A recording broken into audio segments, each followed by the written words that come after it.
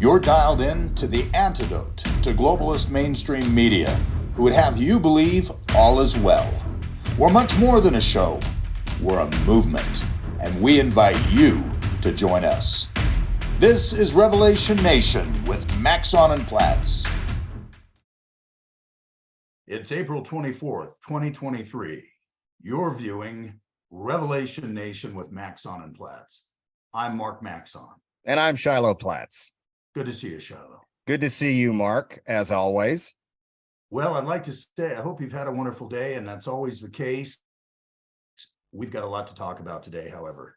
Yes, we sure do. Yeah, been a lot unfolding already in the press today. You want to open with the headlines? Yeah, well, and more than just the headlines, I wanted to address in today's broadcast why I strongly feel that we're a nation in decline, that in fact, as of late, we're looking more like a third world banana republic than we are our once great United States.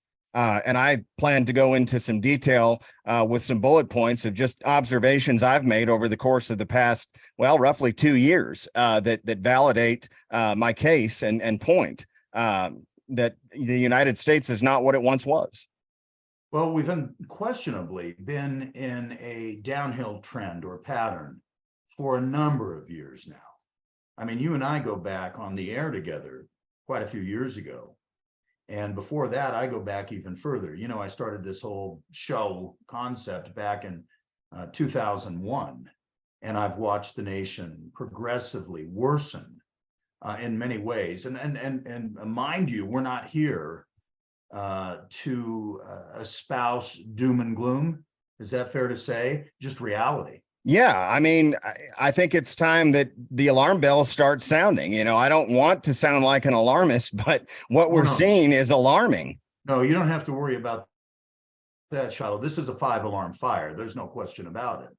What you have said, though, in just the last 2 or 3 years, we've moved into a spiral, and we're moving at the free fall rate of speed. There's no resistance. And that's why we're here. Because it's time to quit just talking. It's time to take action. It's time for all good people to act. Amen. If we don't, it's going to be too late. And that's not an exaggeration in any way, shape, or form. And if you don't already feel that way, believe me, by the time you've been down this journey with us over the coming weeks and months, you will understand it, and you will be alarmed, and you will want to take action. Matter of fact, you won't just want to take action. Our commitment to you is together, we will be taking action on a regular basis. So, Shiloh, let's have you move down those bullet points for the time, because we've got a lot to talk about today. Sure. I think you and I would both agree one of the absolute tenets of any healthy democracy, and in our case, a democratic republic, is the principle of free speech, you know, and a free media. The censorship that we've seen, and today's example of Tucker Carlson parting ways with Fox News is just the most recent example of many cases of censorship and of the truth being suppressed. We saw it with the Hunter Biden laptop story prior to the so-called 2020 election. We saw it with Tucker Carlson, as I mentioned today. He was one of the only journalists courageous enough to tell the truth, not only about the rigged, stolen 2020 election, but also about these harmful vaccines that the government tried pressing upon us during the COVID crisis, so-called crisis.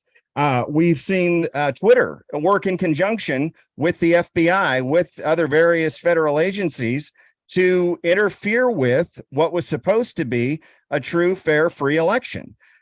So, you know, that's point one. Point two is this cancel culture of woke ideology that has infected not only our government at its various levels, but also, perhaps more importantly, our corporations. Men and women can lose their jobs for stating their beliefs if it contradicts woke ideology. I could give you countless examples. Not just suppression of free speech, but persecution. Exactly. For voicing your own perspective or opinion, for that matter. Shiloh, before you move on these points, let me go back to point number one that you were making.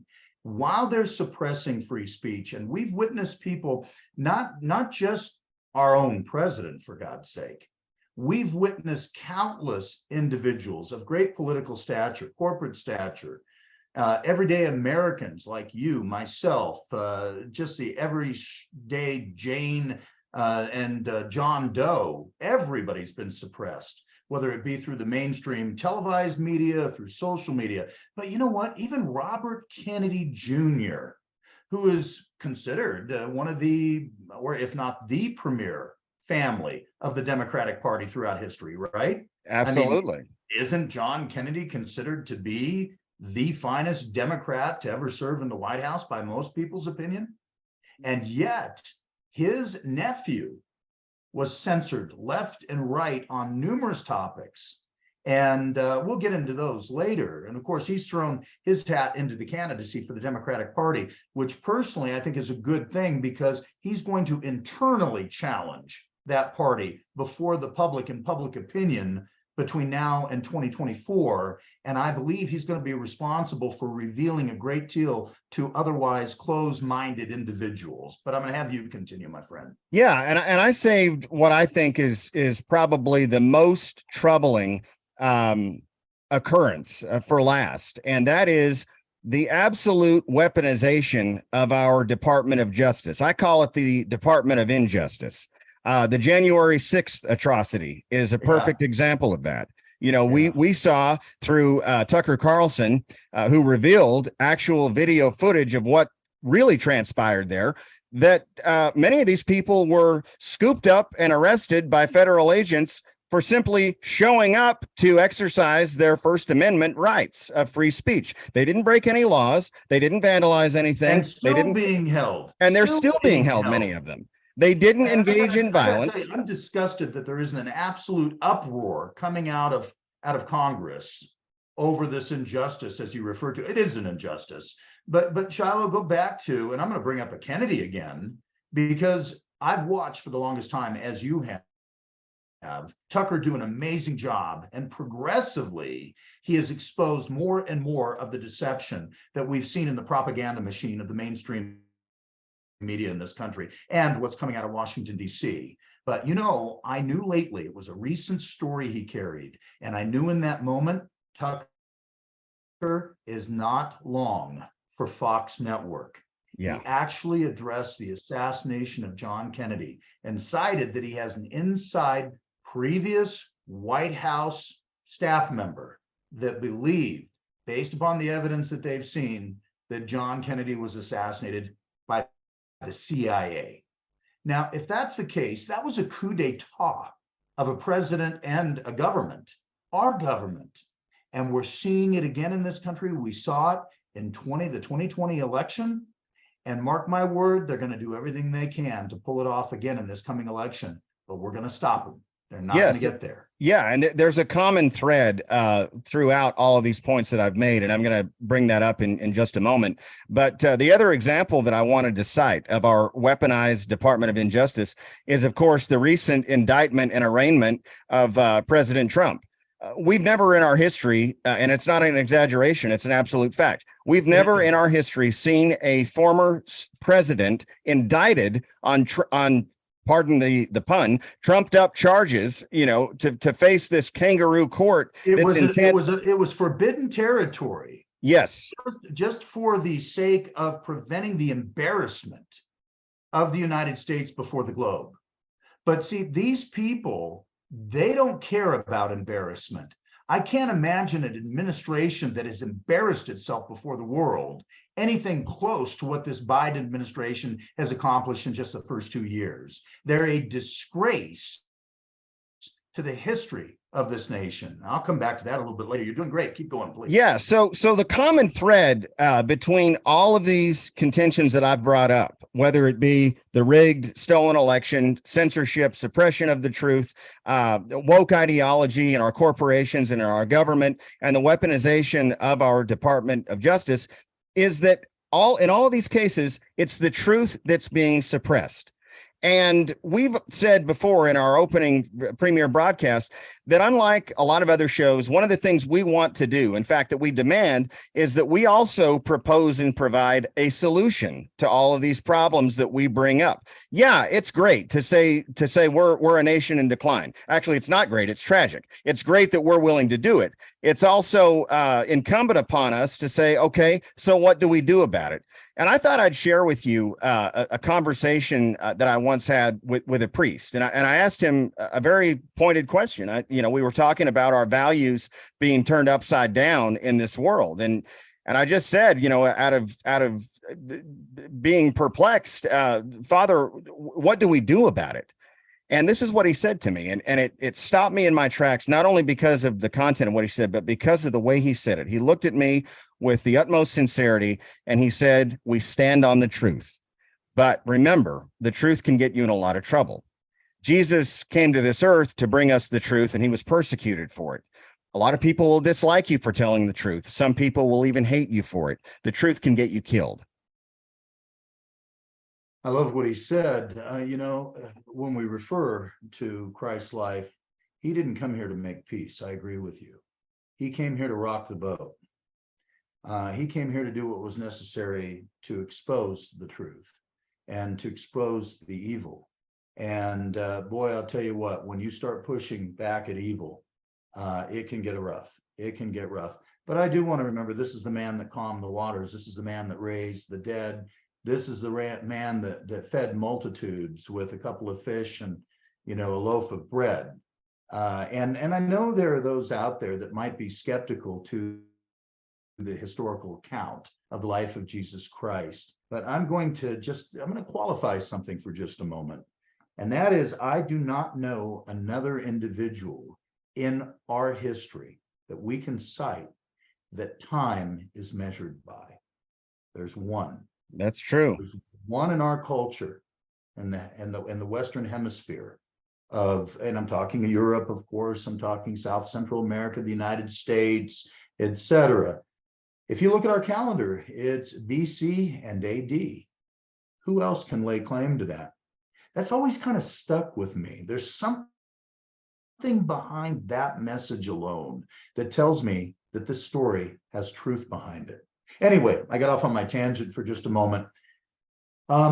I will say this, that when we take a look at the situation we're up against and what you said it was your priest, or I apologize. It was a priest, yeah, who I spoke with about this. Okay. Do you remember just a few years ago that the Pope came forward? And it was about the time Trump was still in office. President Trump was still in office. He was still visually president of the United States. There are those out there that will understand what I mean. I know you do. But the Pope addressed the deception in Western media, and that was including Europe. I remember this. Yes, I remember this. And he cited his concern with the deception, that the media had been lying. And he also addressed that deceit also is presented through omission. So we go back to swearing on the Bible in the court of law. Do you swear to tell the truth, the whole truth, and nothing but the truth? That means if you know something and you withhold it, even though you were not queried on that particular subject, you are lying to the court and you're violating a crime before the court. That's what our media has done. That's what this administration has done, and other administrations before the Biden administration. And I am of a stern opinion that when government intentionally deceives their public, they've committed a crime. And they need to be held accountable for that crime. It's that simple. Now, that's my opinion. And I hope someday it reigns like the rule of God over the land. Well, folks, anyway, back to you. Before we wrap up for this broadcast, I just want to throw it out there. Look, if you've found yourself in agreement with all or most of what we've been discussing, if you found this content valuable, thought-provoking, please like the video, share the video on your social media pages, and let's get this movement going. That's what we're here to do. This isn't about Mark and I. This is about all of us. We want to be your voice. So if you think that this is a voice worth hearing, please share the video for us today. And Mark, I'll leave it back to you with any last thoughts before we wrap up. Well, a lot has been going through my mind, and there's so much that I wish we had an entire hour in this segment to share, but that wouldn't be enough. I just want to emphasize to those that have tuned in with us today or seen this at some point in time in the future, please continue to follow us, because we're going to be rolling out a lot of valuable information. And if I may give us just a brief little commercial on that note, for those that have just tuned in for the first time today, Shiloh and I were in radio broadcasting together for 3 years. I had been in radio broadcasting for close to 17 years at that point in time.